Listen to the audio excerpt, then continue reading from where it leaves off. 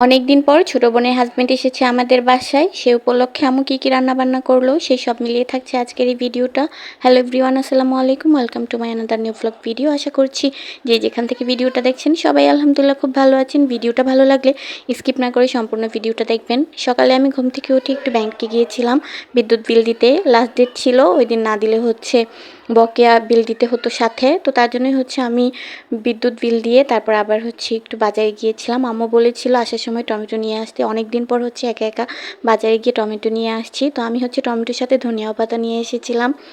তো এখন বাসায় এসে দেখি যে আম্মু সব রান্নাবান্না শুরু করে দিয়েছে। আমার ভাইয়া আসবে আর ছোটো বোন আসবে, মানে আমার ছোটো বোনের হাজব্যান্ড আর ছোটো বোন আসবে, আর সাথে আয়ান আসবে।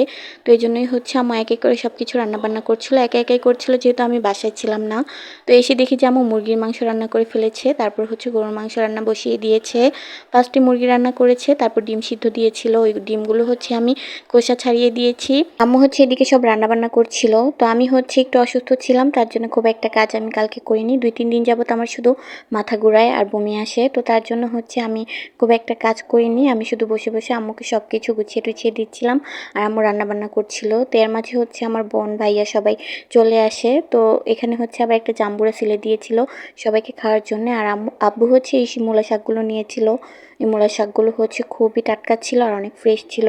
তো এই শাকগুলো আম্মু ভাজি করেছে। এই মূলা শাক ভাজিটা খেতে অনেক মজা লেগেছিল আর দেখতে অনেক সুন্দর হয়েছিল, একদম সবুজ সবুজ ছিল শাকগুলো। তো এখানে আমার শাকভাজিটা নামিয়ে নিয়েছে। সবাই কিন্তু এই শাকভাজিটা খেতে পছন্দ করেছিল।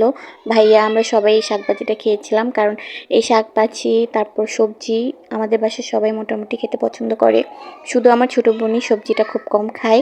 তো এই যে এখানে আবার ছোটো মাছ আম্মু নিয়েছিল, এই মাছগুলো দিয়ে টক রান্না করবে। অনেক দিন পর আমি ছোটো মাছের টক খেয়েছি। আর এই ছোটো মাছ কাটা যে পরিমাণ কষ্টকর যা বলার বাহিরে।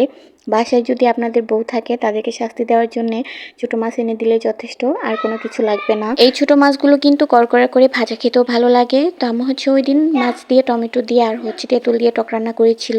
এটা খেতেও অনেক মজা। যারা এই টকটা খেয়েছে ছোটো মাছের তারাই বলতে পারবে যে কতটা ভালো লাগে। তো তারপর আম্মু এখানে ইলিশ মাছ ভেজে নিচ্ছিল। ইলিশ মাছের সাইজগুলো একটু ছোট ছোট ছিল, তার জন্য আম্মু কোনো রকম কোনো চাক করে নিয়ে মাঝখানে 2 ভাগ করে মাছগুলো ভেজে নিচ্ছিল। এখানে ইলিশ মাছ ভাজা হয়ে গিয়েছে, গরুর মাংস রান্না হয়ে গিয়েছে, তারপর ডিমগুলো ভেজে নিয়েছে, ডিম ভাজা হয়ে গিয়েছে, শাক রান্না হয়েছে, টক রান্না হয়েছে। তো মোটামুটি সবগুলো রান্নাই হয়ে গিয়েছে। তারপর লাস্টে আম্মু পোলাওটা রান্না করেছিল আর ভাত আগে রান্না করেছিল। তো সব রান্নাবান্না শেষে এখানে সবাইকে খাবার খেতে দেওয়া হয়েছে। সাথে আমার ছোটো বোন সালাদ আর লেবু কেটে নিয়েছিল।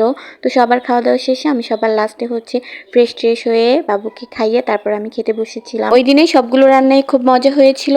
আমি ফার্স্টে ইলিশ মাছ ভাজা দিয়ে খেয়েছি, তারপর এক এক করে সবগুলো রান্নাই খেয়ে দেখেছি, খুবই মজা হয়েছিল। তারপর খাওয়া দাওয়া শেষে বাবুকে ঘুম পাড়িয়ে আমি একটু ঘুমিয়েছিলাম। আর ভাই আসার সময় এখানে অনেক কিছু নিয়ে এসেছিল, ফল ফ্রুট দুধ আর অনেক কিছু নিয়ে এসেছিল।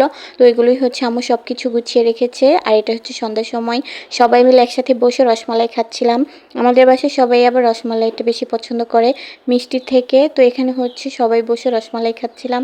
রসমালাইটা অনেক মজা ছিল। আজকের ভিডিও এই পর্যন্তই। সবাই ভালো থাকবেন, সুস্থ থাকবেন। আর ভিডিওটা ভালো লাগলে লাইক কমেন্ট শেয়ার করে দিবেন। আল্লাহ হাফেজ।